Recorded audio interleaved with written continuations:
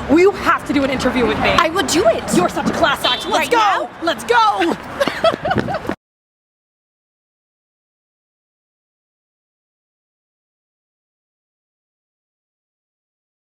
Hello everyone, welcome to Class Acts, the show that is essentially so much fun. We talk to great guests and we just have a good time. And today I am here with Nicole Travolta. Hello. Hey, what's up? What's up? Thank you for having me. Thank you for being here. Thank you for being in this little place in Flatiron, New York. I actually love it. Really? Yeah. It's like it feels very New York. You know, with the city, I'm from LA, so this is very exciting for me. Do you prefer LA or New York? You know, I'm starting to prefer New York. Thank God. Yeah. Thank God someone said I it. love to be here full time, but I need this show to move. Yeah, no, absolutely. And speaking of this, so Nicole is working on this really cool one-woman show that is coming to New York this week, next week. But since this episode airs a little later, you're going to be seeing this from the past. But tell me about this show. So it is a one-woman show based on my life. Deals with so many different things, familial trauma, debt, divorce, shopping addiction, and how I got myself out of that by spray tanning people. You got yourself out by spray tanning people? Yes. My friend owns a very, very successful spray tanning salon there, and when I hit, went through my divorce, and I was in massive amounts of, we like to call it mall debt because it really was mall debt, but I had 12 credit cards mainly to the mall.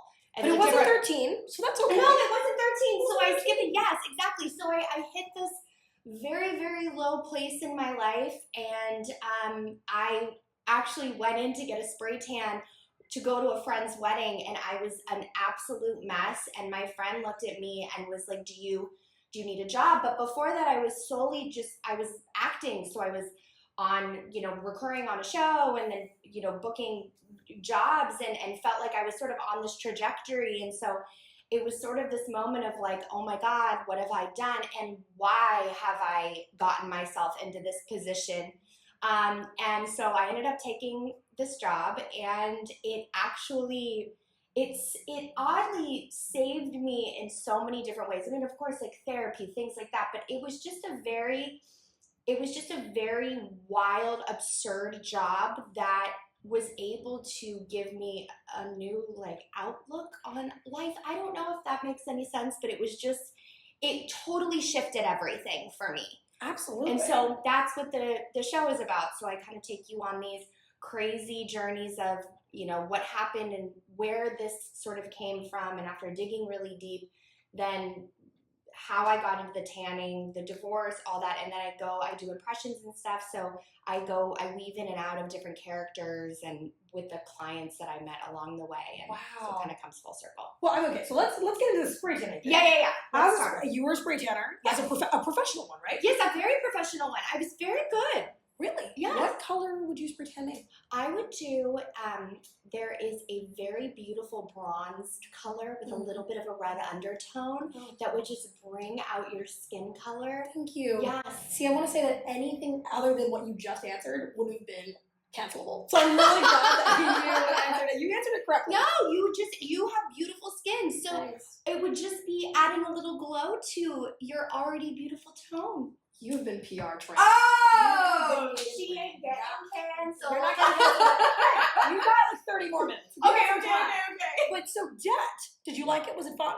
How does it feel? It feels, in the moment, it felt like I could do anything because you have this unlimited, it's like I was the person that if I was at the register and they said, if you sign up for a credit card, you get 10% off, I would do it. And I did it so deep that I even had a credit card to Home Depot. I lived in an apartment. I do not paint. I don't do any of that stuff, but it was Christmas and they had a sale on Christmas items, but it was that excessive. And then you start maxing these out and you can't get out of it. But the biggest thing for me is that I was hiding it.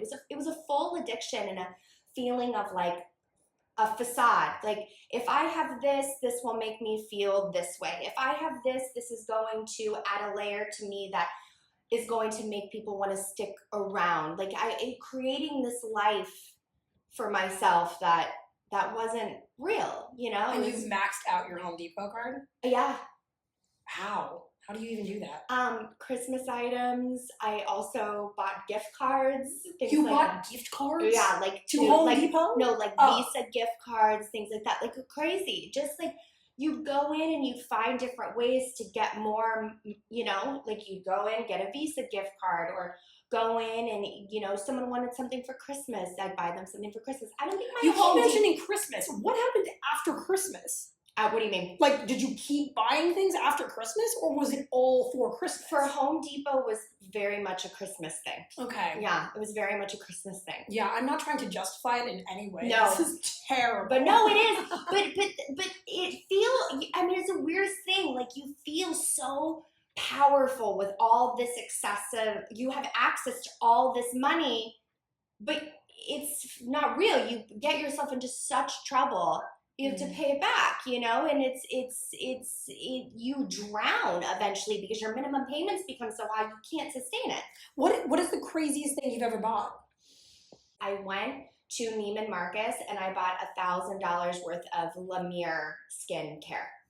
What were you doing? Bathing in it? Basically, like the big tubs, the eye cream, and the thing is that, no offense, it's not like it's changing your skin. Like, no, Yeah. I couldn't afford it, but there was something about it that just made me feel powerful with the skin, you know?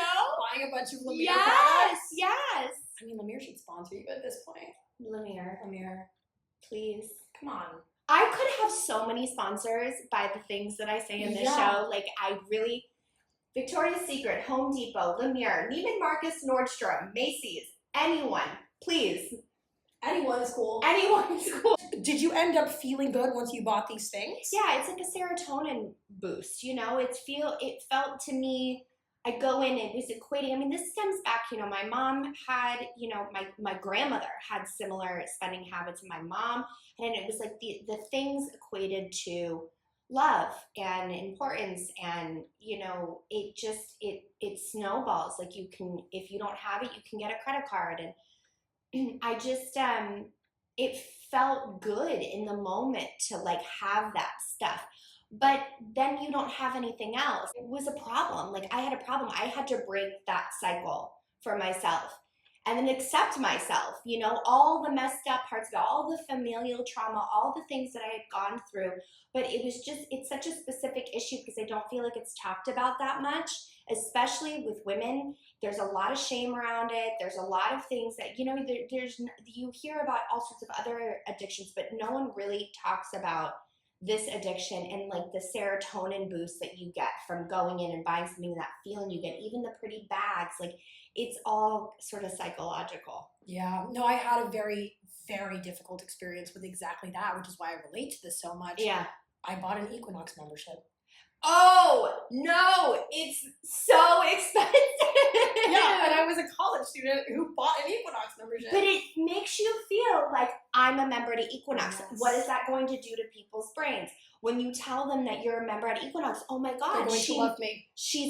Exactly. Yeah. And it's a weird thing because I feel like I've been asked a lot of times, like, what do you mean it made you feel like you were enough? Or what do you mean it made you feel this way, whatever? And for me, it's that feeling of basically masking everything with stuff, you know, that you are this person, but in reality, you're crumbling, you know, Absolutely. But you're putting on a completely different face. Yeah, but that face felt really good. Really good. Before I lost my Equinox membership, that face felt really it nice. feels so good, right? Absolutely, Yeah. Absolutely.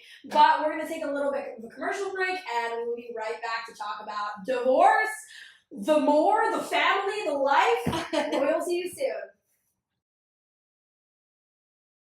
Would you rather be homeless and have nothing but Louis Vuitton on your back, or would you rather be in a home with no Vuitton in sight?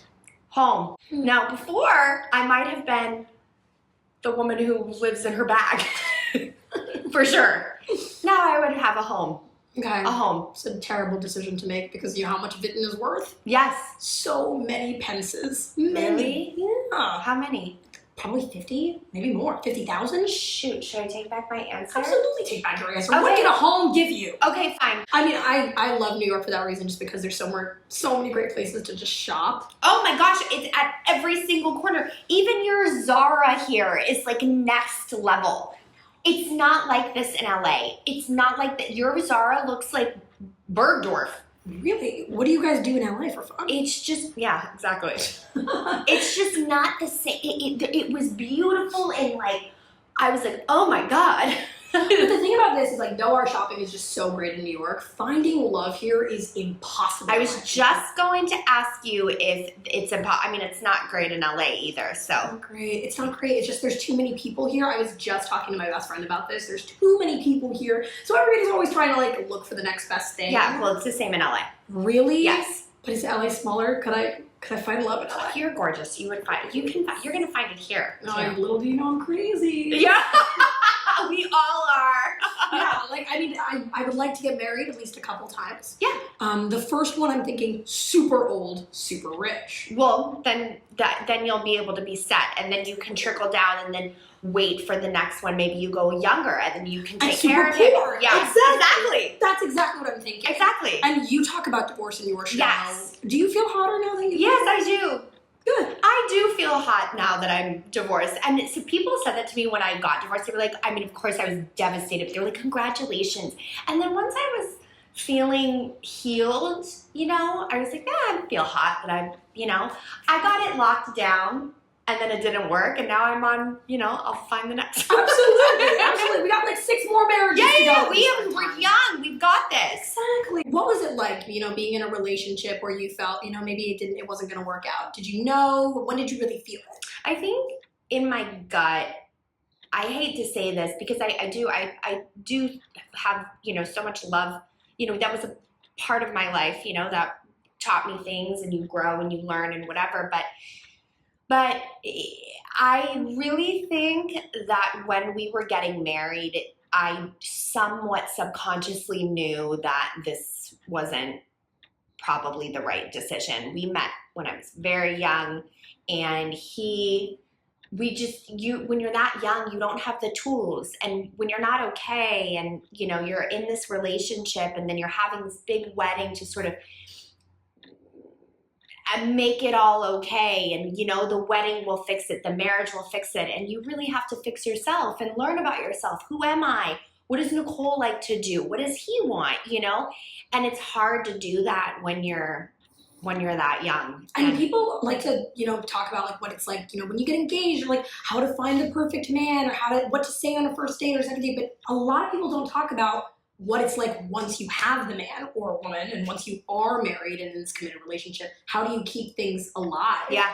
And that's the trickiest part of all. I don't know. Oh, but being alone is hard enough in itself. And especially, we're in the entertainment industry, and it's a constant hustle, and you almost have to have somebody who's sort of flies by the seat of their pants with you. I also think it's, we're living in a time now where it's hard to trust people. Everything is very accessible, with social media and dating apps and things like that. Like, this didn't exist when I was with my ex, so these are all things that are just changing so much of how you date people. And so I don't know. I think my biggest advice always is like, don't put pressure on yourself to have that, because I had all of it. I had the craziest wedding, beautiful wedding, big day, beautiful engagement ring, what I thought was like this picturesque, perfect relationship, but it was all like a mask thing. Like, we would get in, you get into big fights, and then to savor it, you'd post a photo on Instagram being like, love of my life. Like, that's not real, it's just all trying to mask sort of what's underneath all the issues. So yeah. I always say, like, don't rush into getting married. I mean, I'm going to just for the first couple times. Well, you're going to marry older. Yeah, I'm going to have to rush, or he's going to die. And then like, I'm going to have to, like... Exactly. You have to do it, and then you'll go young. And yes. this would be great. A little trophy boy. Yes! I'm really excited about it. Oh, I'm so excited for you. I'm manifesting this for you. Thank you. Yeah, of course. See, my family wasn't about it. I come from like a pretty traditional Indian family, so they're like one person. You have to get married once. I personally don't think that's great. No. We're changing the game a little bit. You're gonna do the multiple marriage. Like about 5. 5 is what I'm thinking. 5 is a good number. And when they are old and they want to have like a nice house vacation home, who are they going to ask? Me? You. Me. Exactly. So they can decide for themselves. Exactly. What did your family think? About my marriage? Yeah, or my divorce? Both. Yeah, I mean, they were all in for it, and when I got divorced, it was hard because then I was with the debt and the shame, and I think it was like history repeating itself with my mom's stuff, and so it was a lot of shame. The divorce was very hard for me mentally and emotionally. I felt very confused, again, very young to be going through all of that because it wasn't just the divorce. It was me basically shedding who I thought I was as a person and really having to come to terms with the fact that, I wasn't okay. So I had to very much put on my big girl pants and... That's a hard thing to do. Yeah. I mean, how did you do it? How did you figure out, okay, I'm strong enough to like move past this and get my life together? It took me sitting alone in my apartment and really looking at everything, like really, I mean, just even down to like, I wasn't addressing the money stuff. I wasn't addressing the debt. I was just, sort of letting it go. And even that, just like letting that, confronting that. And then also, therapy, and then taking, a job. I think, and I've been asked this before where people are like, well, did you think that taking a job as a spray tanner was beneath you? And absolutely not at all. In the entertainment industry, we all have so many different jobs, and you have to sort of stay in this for the love of the art until something happens. But it was this feeling of this trajectory that I was on, and then going, wait, what? Like now I had put myself in such a bad position that I had to do something different and really put that on the back burner for a second so I could land on my own 2 feet again. But the therapy, the job, the really finding yourself. I mean, I believe in meditation and journaling and being honest with yourself. Like I was never honest with myself about where I really was in my life. Your brain is so powerful telling you these lies, like I'm not enough. I feel shame. I feel this. And then being like, no, I am enough, or I am, and doing like affirmations and things like that. I think it just helps sort of No, my brain is the opposite. It's always telling me how great I am, which is why I'm just like, Ariana, you are just like everyone else. No. I wear the same shoes as everyone else. You walk the same. You walk the same streets. It is really hard because my family. I don't know if you know this about me. My family's pretty famous. Oh, yeah. My great, it's pretty high up. Okay. 23 greats, I think. Okay, that's great. Was the Prince of Spain. Okay. In like the 1700s. His name was Fruela the Cruel, and he was killed by a bear. And yeah, every time I'm looking around, I'm like, who knows about it? This is exactly why you're going to marry an older, rich man. Thank you. He's going to slide you right in there. I'm thinking Spain so I can go back to the roots. To be yes, honest. please do. Yeah, like that's the plan. It's been great. I love telling people about like my family because I'm like, thank you guys. Thank you for recognizing the fame. Yes. And the spotlight of it. You have the spotlight now. Yes. It's not working very great because nobody knows who he is. But I think it's Spain. But you have a story, and you could use that every time you went out. I mean, if that was, I would use it every time I went out. Oh yeah, no, yeah. I like to pretend I'm a different person when I go out. Like, oh yeah, oh, Steven Tyler. That's my brother. Yeah, see, that's my little brother. I love Steven Tyler. You love Steven Tyler. He's my friend. Yeah, he's my family. He's my family friend. It's smart. It's so cute, and I love to. And it so works. It works. It works. You have to be you have to fake it till you make it. Absolutely. Did you ever use it? Did you ever? Were you like, I'm Travolta? Look me up. I don't use it in life like that, but I will tell you sometimes for a reservation. Oh my God! For sure. No way! Yeah, sometimes the people will give you reservations. I mean, yeah, absolutely. Yeah. Where's the best place you used it? I was trying to get in somewhere for New Year's Eve, and I was able to get us a reservation at this place called Medeo. And but the funniest thing about it is then we had this reservation, and we had to up the reservation, and then they wouldn't let me do it, and when it was only like 1 or 2 people, and I was like, do you know, like trying to get it. Thank you. But we ended up not going because we couldn't get the other people in. Yeah. No. Yeah, so it backfired. But that's my favorite line. Like, I hope one day I can use that line. You're going I really want to use it. You already can. Not to Do you be know mean. who I am? Yes.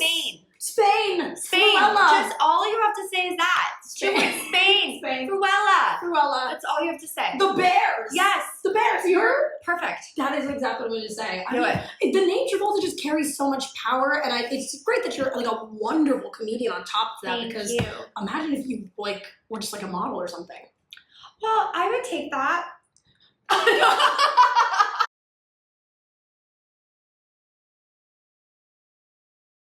Yeah. In your opinion, do you feel that Nepo babies are more talented than everyone else? No. Well, that's wrong, because I'm a Nepo baby. You're so talented. talented. I mean, I'm the most talented person in the world. Exactly. But honest answer, no. And I think that it's hard, because people have this idea, and I think that some things it's obviously easier depending on who your parents are, who your family is. I don't feel that it makes it anything any easier. I feel like you have to almost prove yourself twice as hard. But yeah, no, I mean, but I find it fascinating. It is. The way that people are so interested in these lives of people that didn't, I mean, sometimes they do things, but most of them don't. Yeah. And they're just regular people. Yeah. Like, I don't even know what the family is. The Jenner family, but not the family that's famous. With the other family, but it's a whole other world. It's just, and especially with reality TV, like I think it's unlocked a whole other level of learning about people's families and things like that you had no idea existed. No, literally. It's really interesting. It's so interesting. And I had a whole thing. I was like, I'm never going to do reality TV. But I thought maybe I would. And I tried to beg my mom into doing it with me. Oh my God. And we met a producer. We did an audition. But my mom is so not reality TV. Yeah. So the producer's asking us questions, and I'm like, and you always hated my boyfriends. And she's like, what are you talking about? You're trying to drum up the drama already. Yeah, It's amazing. I was made for that. She's like, Ariana, I love you. I'm like, no, you don't. It's so great. It's so great. It's a shame that it's not on television right now. Thank you. You said in an interview with Fox that you want to find the real in comedy. Yes. Tell me a joke about the 2008 stock market crash. I did it. Thank you. I wasn't really around. I only laughed because I, was behind it all. You laugh? You laugh at all those people that suffered through the 2008. No! Looks like someone's getting canceled. Canceled today. But you're an impressionist, right? Yes. So what kind of impressions are you really, really loving to do right now? What's hot? I mean, honestly, I feel like and now I'm going to forget because I have no brain because I've only had 1 cup of coffee, but with Saltburn, the mom, Rosamund, I love her when she was did you watch Saltburn? Of course. Okay. Saltburn is the best movie of today. When she was like, I was a lesbian once.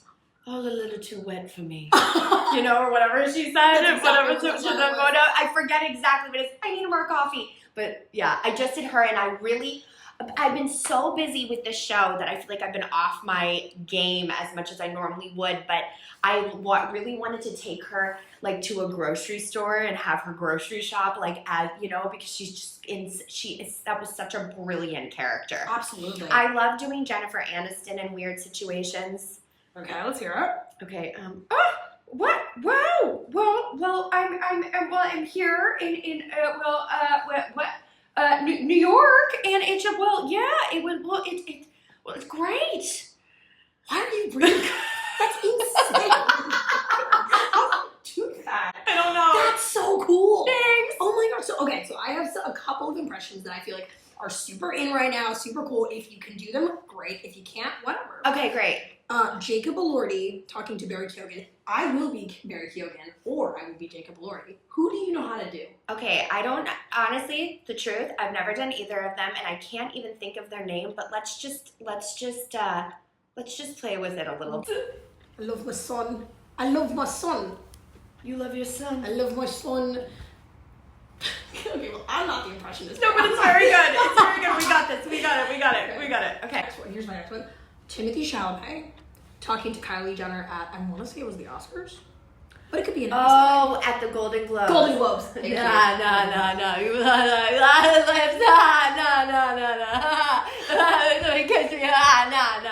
Thank you. That That was really good. I love it. I mean, he's just like his laugh and stuff is what really sells him. But I love thinking of Kylie being like, do you remember when she was the Stormy video? Do you remember that? Stormy. I died for that video. I loved her Hey, you song. guys. Stormy. She turns on the lights. She's like, rise and shine. Oh yeah, rise and shine. So good. It stinks. And my last one for you, Jennifer Coolidge, if you see her on White Lotus, when she was like, the gays are killing Trying me. to murder me. Yeah, thank you. Yep. Excuse me. Do you speak English? Do you speak? These gays, they're trying to murder me. That was phenomenal. I really believed when you said that the gays were trying to murder you. That was the best scene in television. Are you working on any new impressions coming up? I need to. I really want to do Real Housewives of Miami. The what's her name? Larsa. Really? Kind of. Oh my god, no, that would be a great one. I really want to do her. I need, once I like open the show, I feel like I will be able to then dive back into. Do you know the Pookie? Have you seen the Pookie thing and her husband on TikTok? No. Okay, I'll show you that. Yeah, no, it's But great. I don't have it yet. But she's just like this TikTok viral. Oh my god, yes! And the guy has the button down his head. I'm taking Pookie to love. Yeah. Yes. That, so I need to get back up. I'm telling you, this show has taken over my life in the best ways possible. But it's my impression game. I'm like, I need to find new things because there's so much pop There's culture and so stuff. You know. many people that say so many Yeah. different things. Yeah. And- Yeah. But what else do we have to look forward to on this show? Like, what can we tell our New York audience about it? I mean, it is a real, vulnerable, funny, you'll laugh, you'll cry, maybe. You'll be shocked. I really wanted people to feel like they were on this chaotic journey with me in real time, and I feel like I achieved it. It's different, and it's me. People ask me, you know, what could you compare it to? And I believe it's different. It's a different structure of a show, and it's not stand-up. It's storytelling with, you know, obviously jokes and stuff, but with the characters and impressions, and it's really fun, and it's a good time, and everyone in New York should come and see it. Absolutely. You heard it here first, guys. Nicole Travolta said it. This show is going to be the next Hamilton. Well, thank you so much for coming on Thank Class you. Acts. You're a real class actor, so, you know. As are you. Thank you. I'll see you guys later. Bye.